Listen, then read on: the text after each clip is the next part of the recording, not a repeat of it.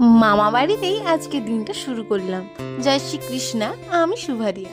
যে কিনা সবসময় 5:30 থেকে 6টার মধ্যে ওঠে, সে কিনা মামা বাড়িতে 8:30টায় ওঠে। আজ কিন্তু সূর্যি মামা বেজায় গরম।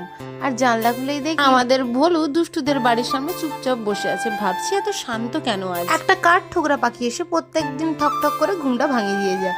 নিচে এসে দেখি না পুজো হয়ে গেছে, তার মাঝে হঠাৎ করেই কারেন্টটা গেল। আজকে হরি মন্দিরেও ছোট করে পুজো আছে, তাই একটু পুজোর চাপটা বেশি। কাল রাতে এত পরিমাণ বৃষ্টি হয়েছে যে প্রত্যেকটা রাস্তাতে জল জমে গেছে। মুখে ব্রাশ গুঁজেই সেটা দেখতেই বেরিয়ে পড়েছি। কাজ না থাকলে মানুষের যা হয়। দেশের মা বাড়ি থেকে দাদু দিদা অনেক দিনের জন্য এখানে এসেছে, তাই দিদার হাতে তেলের মাসাজ তো আর ছাড়া যায় না।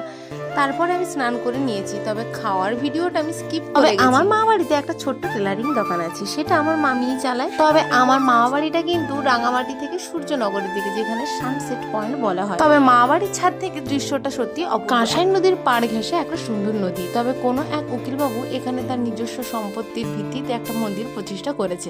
খুব কপার না থাকলে সে মন্দিরের ভেতরে কিন্তু প্রবেশ করা যায় না।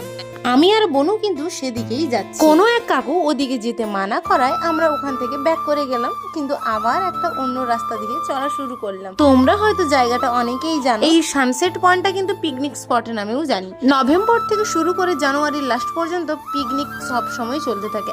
একটা সময় অনেক সময় পিকনিক করার মতো জায়গায় খুঁজে পাওয়া যায় না। তাই হোক না কেন, এত সুন্দর বাতাস দিচ্ছিল, নিজেকে না আটকাতে পেরে আরো উঁচুর দিকে উঠে যাচ্ছিলাম। কিন্তু সূর্যের তাপ তখনও বেজায় গরম। ওপর থেকে ভিউটা জাস্ট দেখো। বর্ষাকালে তো কোনো কথাই হবে না। সূর্য গেল পাটে, আমরা ফিরলাম ঘরে। ফিরে এসে সঙ্গে সঙ্গে দই একটু খেয়ে নিলাম। আজকে রাখি।